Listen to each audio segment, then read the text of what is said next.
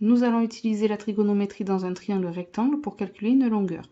Donc pour commencer, nous allons repérer les données de l'énoncé et le rôle de chacun des côtés. Donc dans le triangle rectangle, le côté AC joue le rôle de l'hypoténuse, puisque le triangle est rectangle en B. Maintenant, on nous donne l'angle CAB.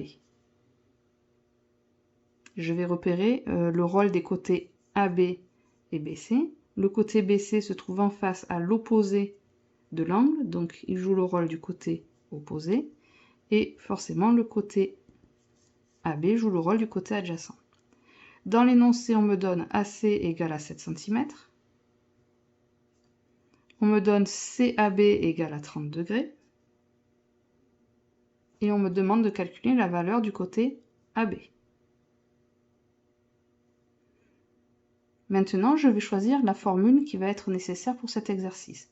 Donc je dois connaître mes 3 formules de trigonométrie parfaitement. Donc on peut écrire la petite phrase qui permet de les retenir.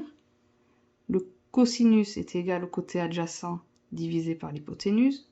Le sinus est égal au côté opposé divisé par l'hypoténuse. Et la tangente est égale au côté opposé divisé par le côté adjacent. Donc cette petite phrase, K-SO-TO-A, c'est les initiales de chacun des mots que je viens d'utiliser, me permet de me rappeler de ces 3 formules. J'ai besoin de l'hypoténuse, j'ai besoin du côté adjacent puisque c'est celui que je veux calculer. Dans l'exercice, je n'ai pas besoin du côté opposé. Je barre le haut, je barre le haut, il me reste la formule du cosinus. Maintenant que la formule est choisie, il reste à rédiger l'exercice. Pour commencer, on va bien préciser qu'on travaille dans un triangle rectangle.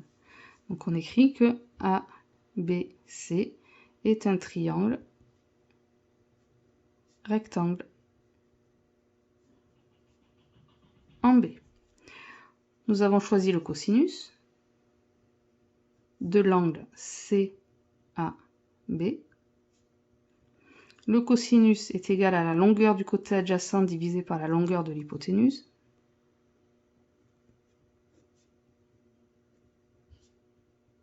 Le côté qui joue le rôle du côté adjacent, c'est le côté AB. Le côté qui joue le rôle de l'hypoténuse, c'est le côté AC. Maintenant que j'ai écrit la formule de trigonométrie que j'ai choisie, je vais pouvoir remplacer par les valeurs de l'énoncé. Dans l'énoncé, on me dit que l'angle CAB mesure 30 degrés. Le côté AB, c'est le côté que je cherche à calculer. Le côté AC, on m'a précisé qu'il mesure 7 cm. Pour terminer l'exercice, pour calculer le côté AB, il va falloir terminer en utilisant un produit en croix. Pour s'aider, il est possible de rajouter par-dessus notre calcul un petit tableau de proportionnalité. Ça peut aider à visualiser le produit en croix. Si besoin, quand on a une case vide, si jamais ça vous pose un problème, on peut placer le 1, mais ce n'est pas une obligation. Et maintenant, pour calculer AB, on voit bien le produit en croix. 7 fois cosinus 30 divisé par 1.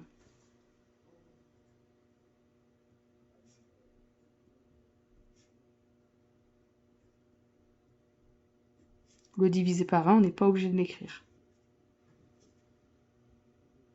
On prend la calculatrice pour taper ce calcul. Donc on vérifie que la calculatrice est bien en mode degré et on tape le calcul.